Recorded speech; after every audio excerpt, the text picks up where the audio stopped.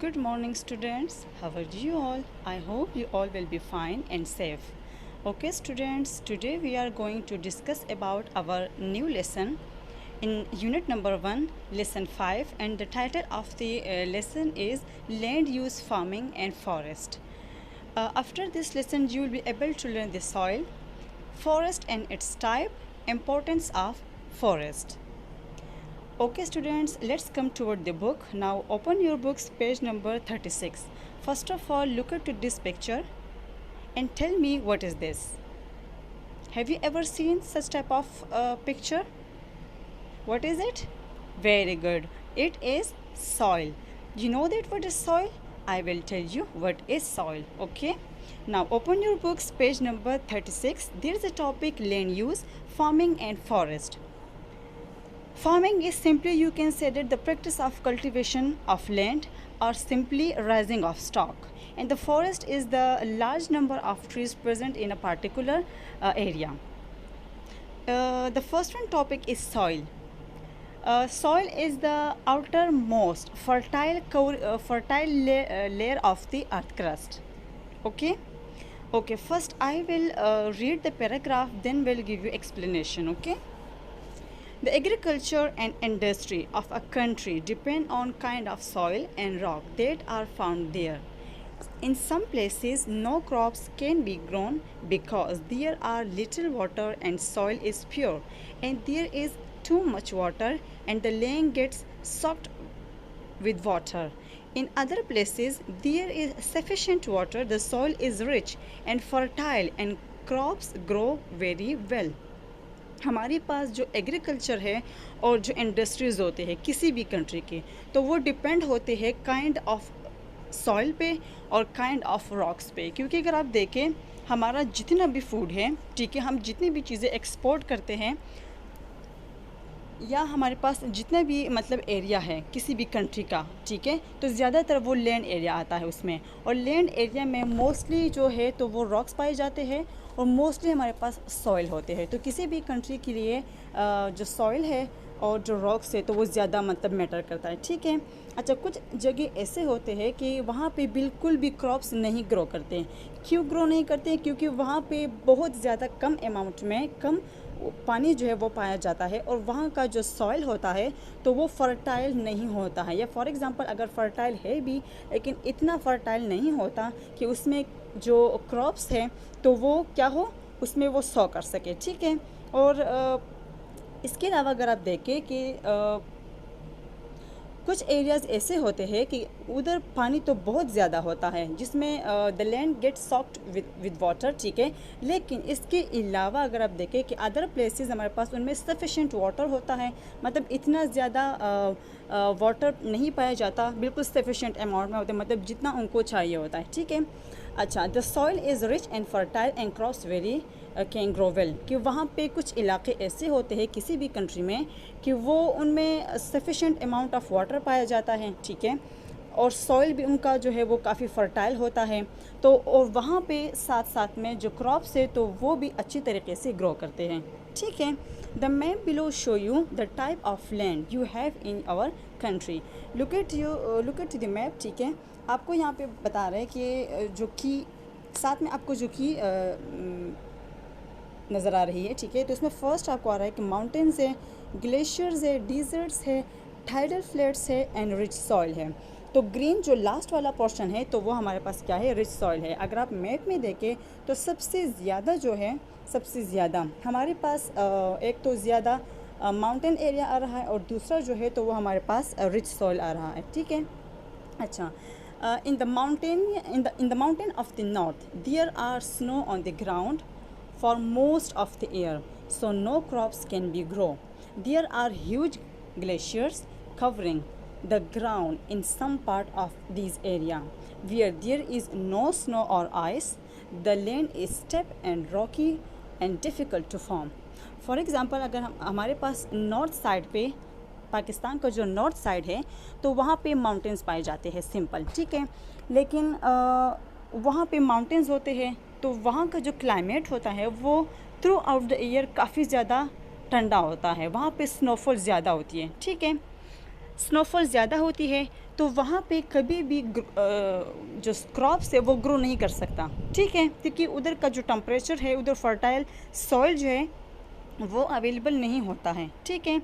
मतलब वहाँ पे हमारे पास जो large number of moving mass of ice जो है वो पाए जाते हैं, जिसको ग्लेशियर्स कहा जाता है, ठीक है। अगर ग्लेशियर्स ना भी हो तो हमारे पास उधर का जो लैंड है तो वो स्टीपी है। स्टीपी मीन कि हिल्स है, ठीक है, हिल्स है। और इसके अलावा हमारे पास रॉकी है वो लैंड उधर का, मतलब जो ज़मीन का है, ठीक है, सरफेस है। तो उधर डिफ़िकल्ट है कि आप उसमें उधर कोई भी जो है वो फार्मिंग करें, ठीक है। Look at this, what is this, it is glaciers. ये हमारे पास ग्लेशियर्स है। तो आप अगर यहाँ पे देखें तो आपको सिंपल पता चल जाएगा कि ये वो एरिया है ही नहीं जहाँ पे क्रॉप्स जो है वो ग्रो करें। फॉर एग्जांपल अगर ग्लेशियर्स जो है वो मेल्ट हो जाए, क्योंकि ये स्लोली मूवमेंट करते हैं, लार्ज मासेस ऑफ आइस है तो ये मूवमेंट के फॉर्म में है, तो फिर भी इधर का जो एरिया है तो वो स्टीपी होता है या रॉकी होता है। तो यहाँ पे मतलब हमारे पास नहीं हो सकता, मतलब क्रॉप्स ग्रो नहीं कर सकते, ठीक है। अच्छा, next on topic, in the lower valley between the mountains range there are the rivers. The soil is usually fertile. These areas are also sheltered from the wind, so people have settled here. Look at this one picture, it's amazing. हमारे पास पहाड़ों के बीच में, mountains के बीच में जो area होता है जहाँ पे रिवर्स भी पाए जाते हैं तो उसको वैली कहा जाता है, जिसको उर्दू में वादी कहते हैं। यहाँ पे हवाएं भी चल रही होती है, तो यहाँ का जो क्लाइमेट है वो भी काफ़ी ठंडा होता है। फिर यहाँ पे लोग क्या करते हैं, यहाँ पे लोग जो है वो सेटल्ड हो जाते हैं। यहाँ का जो एरिया है तो वो फर्टाइल तो है ही, लेकिन यहाँ पे लोगों के घर होते हैं, तो इसीलिए लोग जो है वो क्या करते हैं, वो यहाँ पे इस एरिया को भी आप नहीं कर सकते इस्तेमाल किस चीज़ के लिए, मतलब फार्मिंग के लिए या मतलब क्रॉप्स की ग्रोथ के लिए, ठीक है। नेक्स्ट जाएं अपने पेज नंबर 37 की तरफ, ठीक है। अच्छा, there are deserts area in the east and west of Pakistan. Deserts are sandy and rocky, and there is little water. It is difficult to grow crops in the desert, but by building canals to take water to these area, parts of the land can be made fertile. हमारे पास जो 4 directions हैं, north, south, east and west, ठीक है। तो एक मैं तुम्हें आपको बता चुकी हूँ कि नॉर्थ साइड पे हमारे पास क्या होता है, माउंटेन्स पाए जाते हैं। अभी यहाँ पे हम बात कर रहे हैं ईस्ट एंड वेस्ट की, कि ईस्ट एंड वेस्ट डायरेक्शन में पाकिस्तान की डिज़र्ट्स पाए जाते हैं, ठीक है। और डिज़र्ट वो एरिया है जो कि सैंडी भी है एंड रॉकी भी होता है। तो यहाँ पे पानी जो है वो बहुत ज़्यादा कम पाया जाता है। यहाँ पे किसी भी क्रॉप की जो ग्रोथ है तो वो काफ़ी डिफ़िकल्ट होती है, क्योंकि यहाँ का टेम्परेचर भी काफ़ी हार्श होता है। वाटर जो है तो क्या है, वाटर की डिफिशिएंसी भी काफ़ी ज़्यादा होती है। यहाँ का जो मतलब सॉइल होता है तो यहाँ रॉक्स और सैंड होता है, तो यहाँ पे सॉइल होता ही नहीं है ज़्यादातर, तो इसीलिए इसमें फर्टाइल लैंड पाया ही नहीं जाता, तो क्रॉप्स जो है तो वो ग्रो नहीं कर सकते, ठीक है। फॉर एग्ज़ाम्पल अगर आप देखें कि अगर आप बड़े बड़े कैनाल्स यहाँ पे बना लें, ठीक है, और यहाँ के मतलब एरिया में अगर आप देखें उस लाइन को आप फर्टाइल बना सकते हैं फिर, ठीक है। अगर आप मैन मेड एक चीज़ बनाते हैं, ठीक है, अगर आप बनाना चाहते हैं मैन मेड एक चीज़ तो फर्टाइल सॉइल भी डाल सकते हैं आप, उसके लिए कैनाल्स भी मतलब बना सकते हैं। उसी कैनाल्स के थ्रू जो इरिगेशन का प्रोसेस सिस्टम जो है वो डेवलप कर सकते हैं, ठीक है, कि लोग जो है इधर से क्या करें, मतलब यहाँ पे इस ज़मीन को अपने लिए फ़र्टाइल बनाएं और डिफरेंट क्रॉप्स जो है तो उसको उधर ग्रो करें, ठीक है। ये देखें, ये हमारे पास क्या है, ये हमारे पास डिज़र्ट्स हैं। तो अगर सिंपली आप पिक्चर में देखें तो ये टोटली सैंड है, ठीक है। तो सैंड में आप लोगों ने कभी नहीं देखा होगा कि कोई भी प्लांट जो है तो वो क्या करता है, वो ग्रोथ करता है, ठीक है, okay. In the south, there is the delta of the river Indus, where it is joined the sea. Here, the land is very low. The tide flowed in the land with salty sea water, so not much grows here. भाई हमने east, waste and north की तो बात कर ली, अब आते हैं south की तरफ। साउथ साइड पे हमारे पास क्या पाया जाता है, एक डेल्टा पाया जाता है रिवर इंडस का, ठीक है, जो कि अरेबियन सी को ज्वाइन करता है। यहाँ पे देखिए ये है, ये हमारे पास एक डेल्टा ऑफ रिवर इंडस है। तो यहाँ पे लैंड का जो पोर्शन है तो वो काफ़ी कम पाया जाता है, और अगर पाया भी जाता है तो अरेबियन सी, मैंने कहा, उसको जॉइन करता है डेल्टा रिवर। तो यहाँ का जो वाटर है तो वो साल्टी वाटर होता है, और साल्टी वाटर जो है तो वो तो आम जितनी भी नॉर्मल प्लांटेशन होती है उसको भी मतलब ख़राब करता है। ठीक है, तो साल्टी वाटर जो है तो वो प्लांट की ग्रोथ के लिए बेनिफिट नहीं है, तो यहाँ पे भी प्लांट जो है वो ग्रो नहीं कर सकता। ठीक है,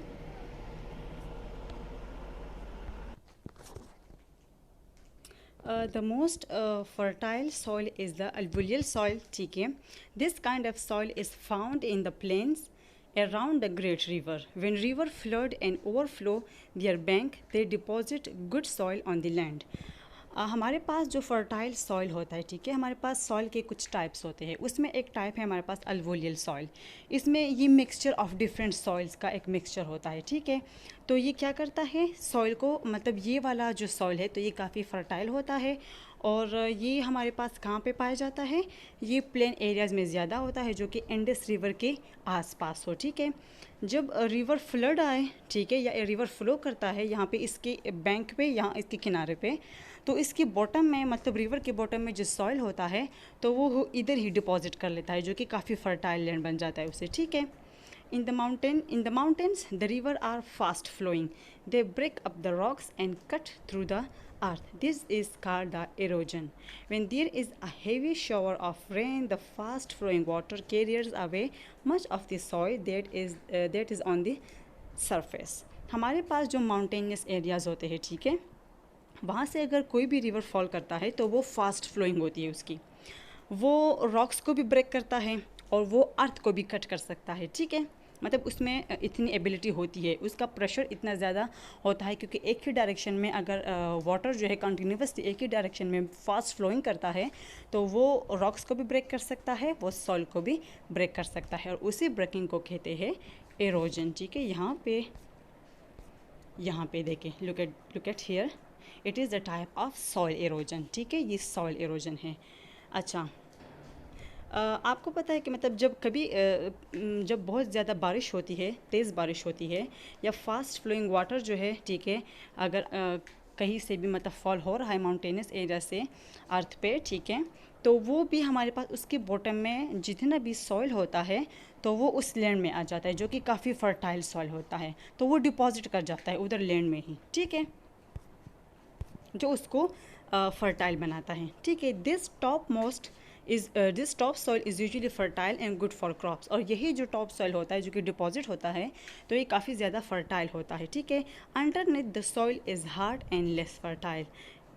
कभी कभार मतलब जो अंडरनेथ जो बॉटम का, मतलब जितनी भी रिवर्स फ्लो करते हैं उनके बॉटम में जो सॉइल होता है जो कि डिपॉजिट करता है बैंक रिवर पे, तो मोस्टली जो है वो हार्ड होता है और लेस फर्टाइल होता है। ठीक है, if erosion is controlled farmer will have better soil in which to plants crops. ठीक है, अगर ये एरोजन जो है ये कंट्रोल हो सकता है। ठीक है, आप इसमें प्लांटेशन करें।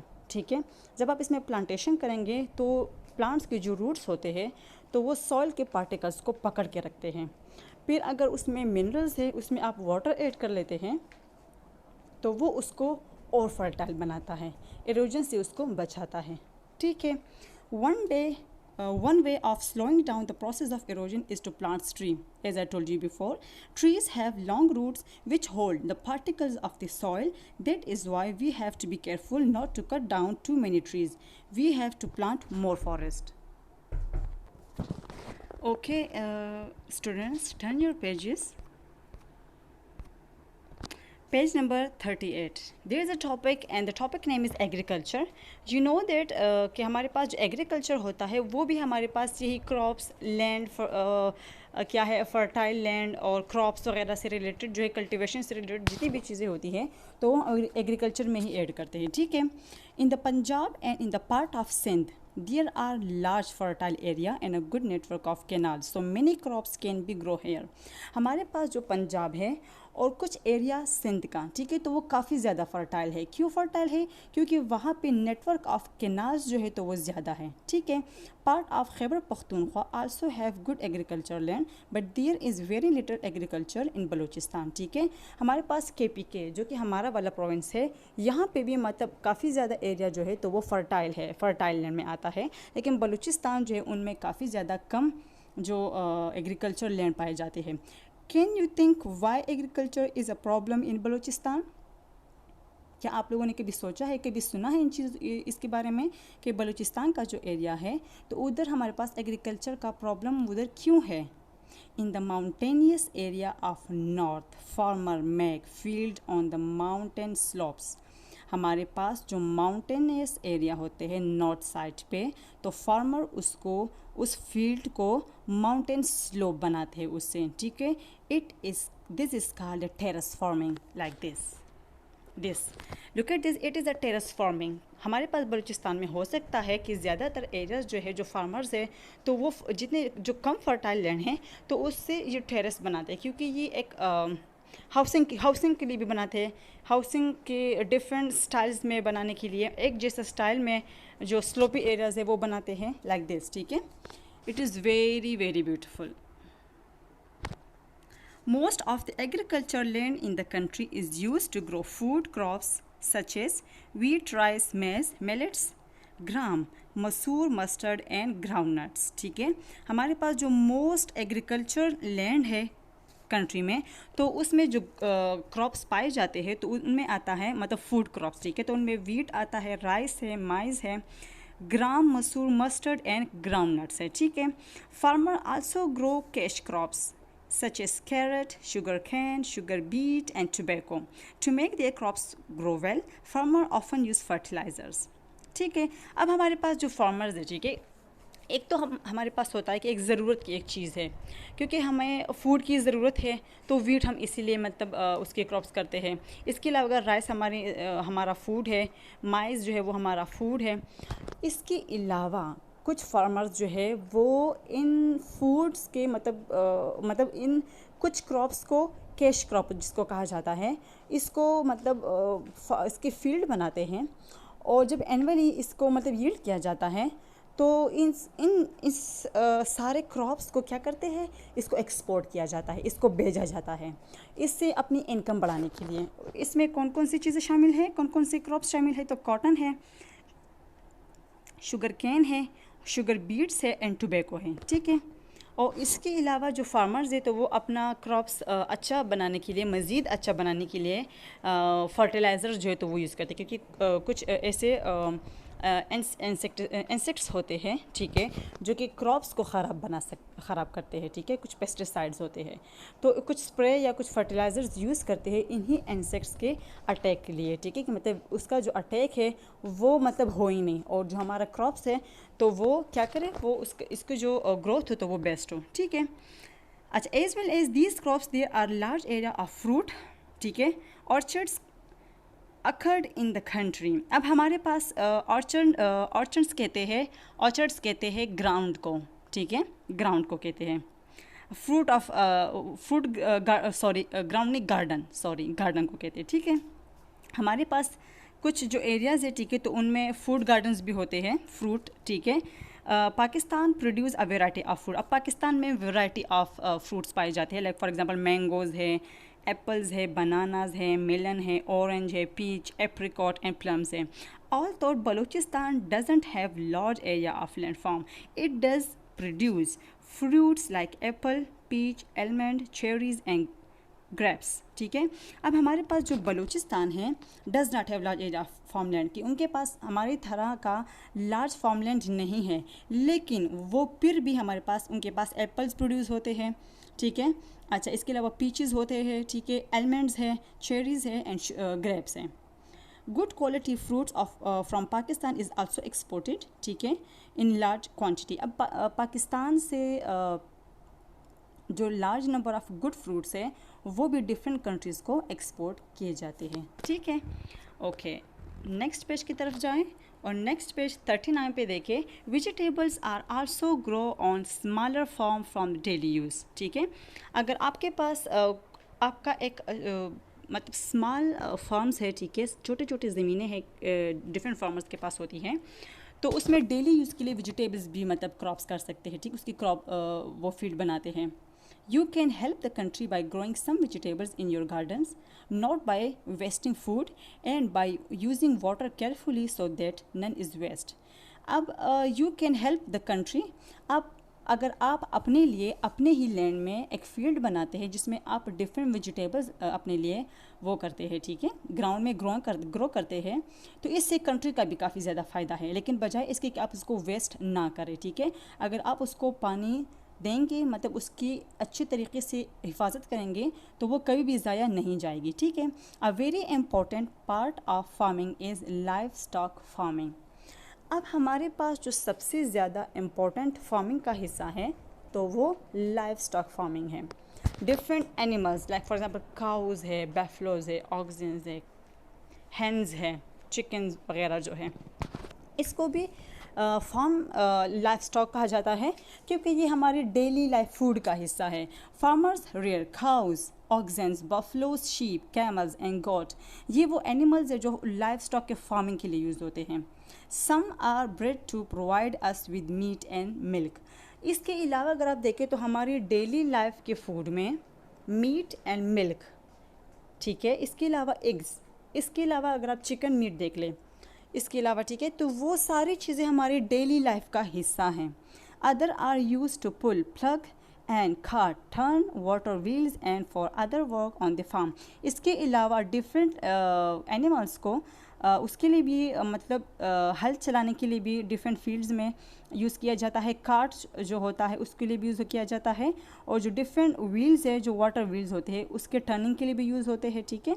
अच्छा, do you know that Pakistan is the 4th largest producer of milk in the world. Very good, कि पाकिस्तान जो है दुनिया में 4th नंबर पे आ रहा है कि उसको वो ज़्यादा मिल्क जो है वो प्रोड्यूस करता है, ठीक है.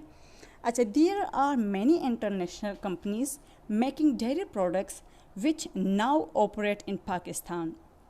पाकिस्तान के इंटरनेशनल कंपनीज़ है, ठीक है, जो कि डेयरी प्रोडक्ट बनाती है, पाकिस्तान उसी में भी ऑपरेट है, ठीक है. There is also a large number of poultry farms in the country which provide us with fresh egg and chickens for meat. अब जो पोल्ट्री फार्म उसमें चिकन्स आ जाते हैं, ठीक है, पोल्ट्री फार्म में चिकन्स आते हैं. लाइफ स्टॉक में हमारे पास गोट, शीप, कैमल्स, बैफलोज, काउज, ऑक्सेंस जो है वो इंक्लूड है. तो पोल्ट्री फार्मिंग अगर चिकन्स देखे तो वो डेली हमें एग्स देते हैं, डेली हम उसका फूड जो मीट है एज अ फूड यूज़ करते हैं, तो वो भी हमारी लाइफ का एक इम्पॉर्टेंट हिस्सा है, ठीक है. Another one topic is the forest. You know that forest is a large number of trees in a particular place, which is very important in our daily life because forest give us the most important chemical which is known as the oxygen. Okay. Look at the topic. Pakistan doesn't have great forest resource. One reason is that much of the land is not very fertile.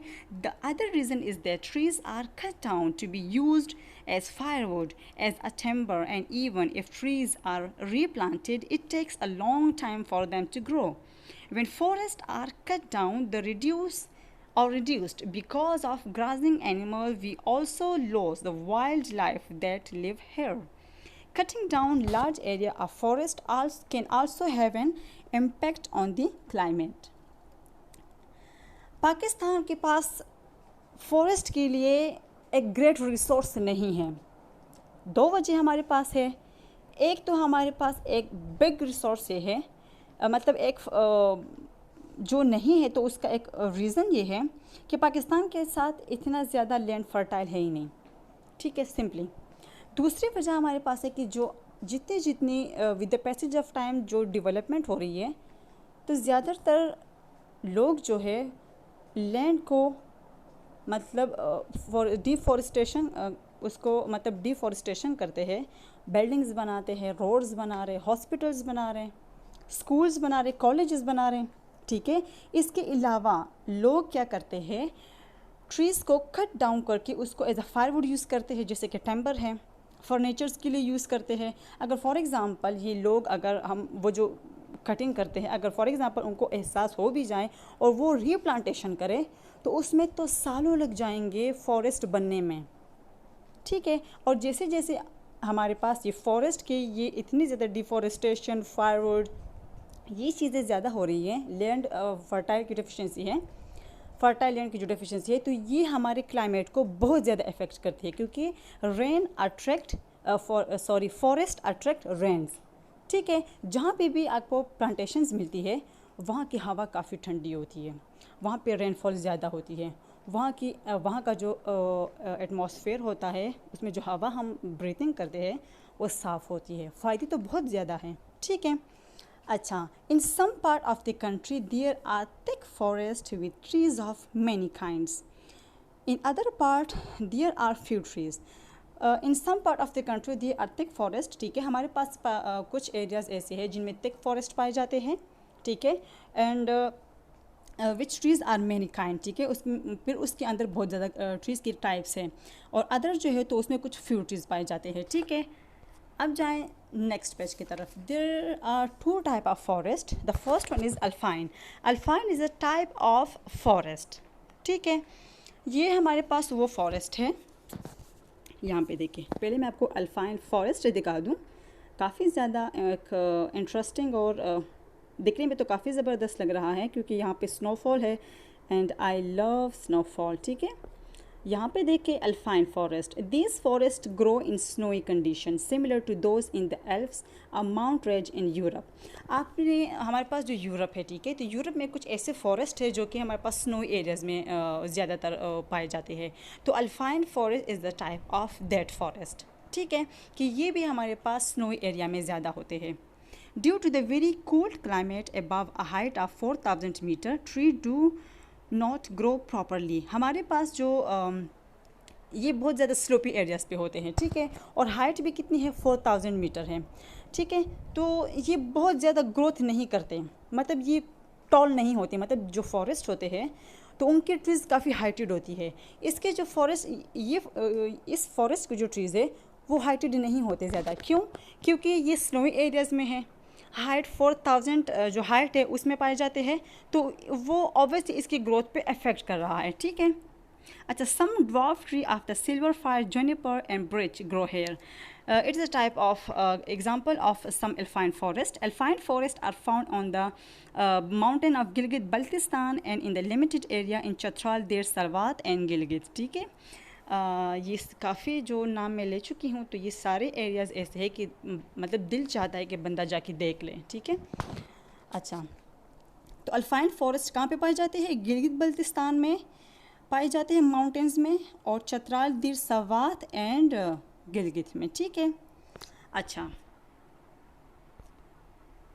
Another one topic is the coniferous forest.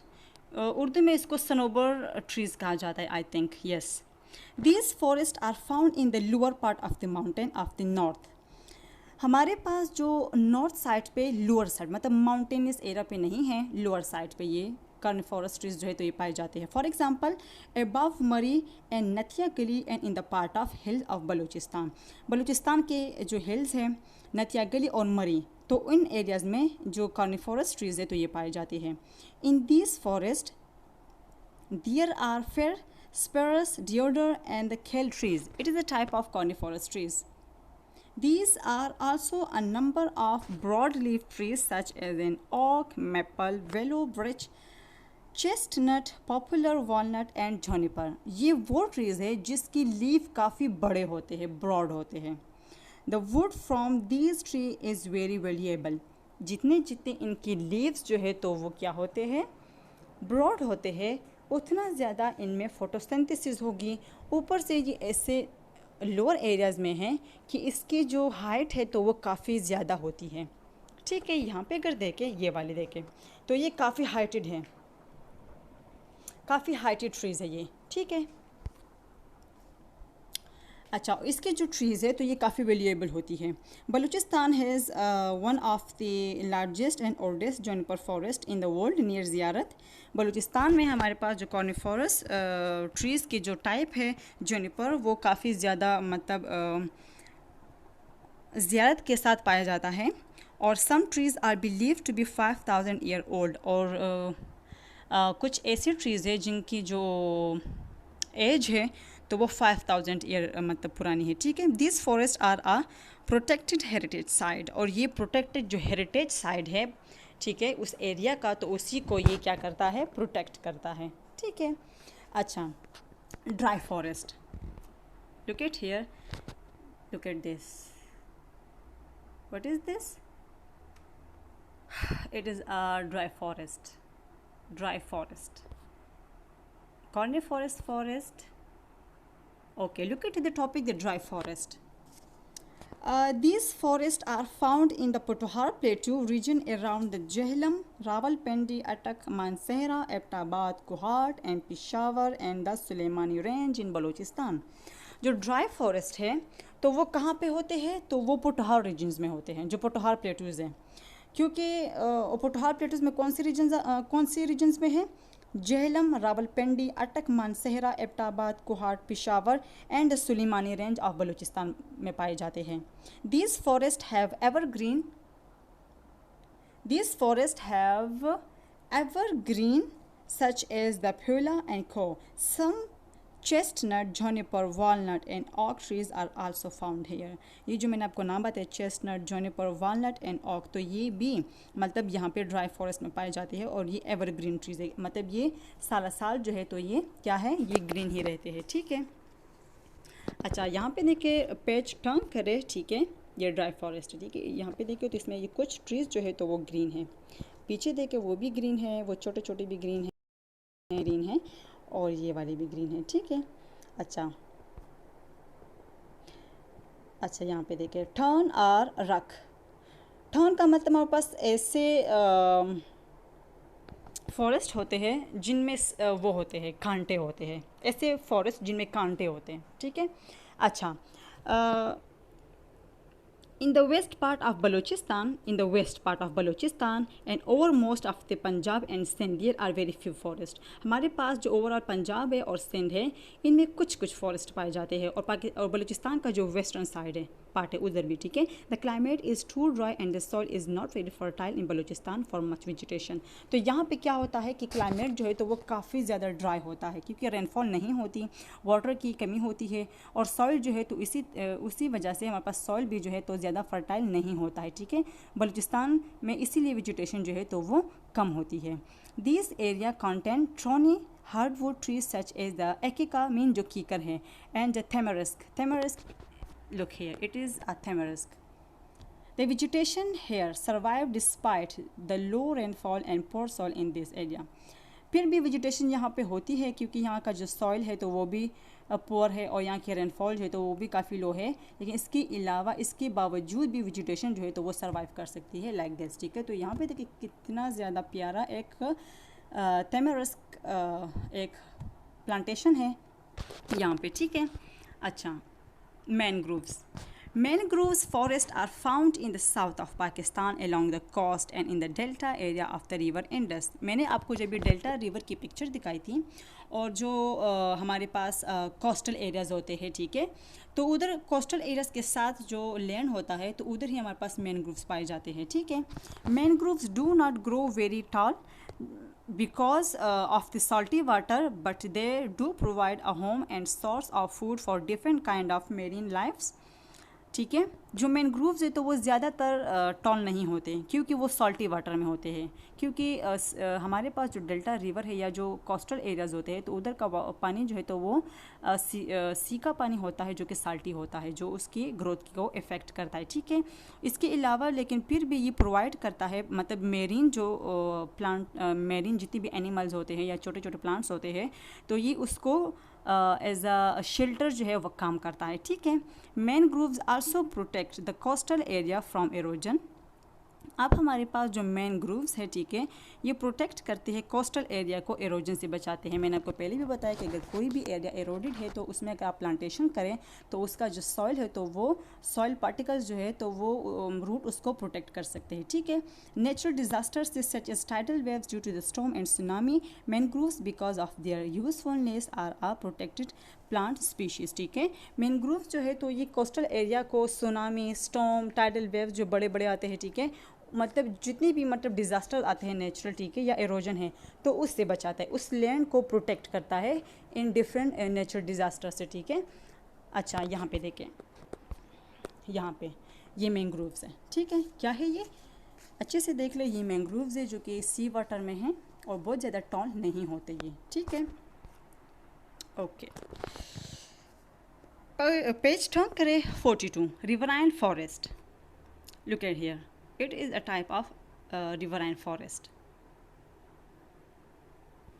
Riverine forests are also called the Bella forest. इसको दूसरा नाम बेला forest भी कहा जाता है, and they are found close to the river. ये बिल्कुल अगर आप देखें रिवर में ही है, मोस्टली रिवर के बहुत करीब पाए जाते हैं, ठीक है। The babul a form of acacia and shisham are the most common trees in this forest. जो बाबुल है जो कि एकिका जो कीकर था उसका एक टाइप है, और जो शीशम है, ठीक है, तो वो इन रिवराइन फॉरेस्ट में के टाइप्स में आता है, ठीक है। शीशम is the strong hardwood use mostly for furniture. शीशम जो है तो वो ज़्यादातर फर्नीचर्स के लिए यूज़ होता है और ज़्यादातर लोग उसको जानते भी है, ठीक है। The largest riverine forest are in Sindh along the Indus river. तो हमारे पास जो रिवर इंडस है, सिंध के साथ जो रिवर इंडस के साथ हमारे सिंध में रिवर इंडस के साथ हमारे पास रिवराइन फॉरेस्ट जो है तो वो मौजूद है, ठीक है। The second one is the plantations. Plantation are the man made forest. Plantation जो है वो हमारे पास मैन मेड एक फॉरेस्ट है। फॉर एग्जांपल अगर कोई एरिया ऐसा है कि उसमें जो फील्ड है तो वो मतलब अच्छा खासा सॉइल फर्टाइल है, मतलब जो सॉइल है तो वो फर्टाइल है, एरिया भी ऐसा है कि आप उसमें खुद अपने लिए फॉरेस्ट बना सकते हैं, ठीक है, तो वो एक मैन मेड प्लांटेशन उसमें आ जाती है और आप उसमें डिफरेंट ट्रीज़ को प्लांट करें, ठीक है। They are started where there is enough water usually near the river and canal और क्लोज टू द डैम। ये आप कहाँ पे स्टार्ट कर सकते हैं, ये आप बना सकते हैं जहाँ पे वाटर की अवेलेबिलिटी ज़्यादा हो, यूजुअली रिवर के साइड पे ज़्यादा, या कैनाल पे, या जो डैम के आसपास के इलाके होते हैं उधर, ठीक है। Eucalyptus, shisham and babul tree are commonly grow in the plantations, ठीक है। यूजुअली हम क्या करते हैं, जो फॉरेस्ट बनाते हैं लोग तो यूक्लिप्टस के ज़्यादातर बनाते हैं, शीशम के और बाबुल के, ठीक है। However, eucalyptus, which is fast growing, has medicinal properties and is the natural insecticides, is also a very thirsty tree, ठीक है। हमारे पास जो यूकलिप्टस है उसको मेड प्लांटेशन में क्यों डाला गया है, क्योंकि इसकी ग्रोथ जो है तो ये फास्ट होती है और ये एक मेडिसिनल प्रॉपर्टी इसकी है। आपने टीवी पे एक इश्तिहार देखा होगा टूथपेस्ट का, जो कोलगेट होता है उसमें यूकलिप्टस जो है आप लोगों ने उसमें सुना होगा कि वो टीथ की प्रोटेक्शन के लिए काफ़ी ज़्यादा ज़रूरी होता है, ठीक है।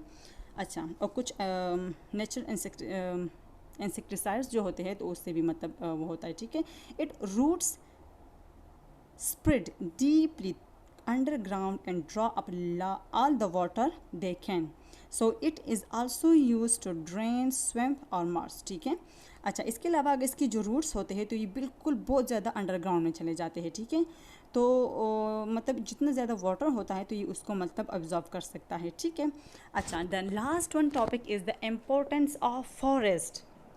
अभी इसको तो मैं आपको बताना मतलब ज़रूरी ही नहीं समझती, क्योंकि आई नो कि आपको ऑलरेडी इस चीज़ के बारे में पता है, आपने पढ़ा है, आप जान चुके हैं, और आप लोगों ने इससे पहले भी इसके बारे में सुना होगा कि फ़ॉरेस्ट की इम्पोर्टेंस हमारे लिए क्या होती है, ठीक है।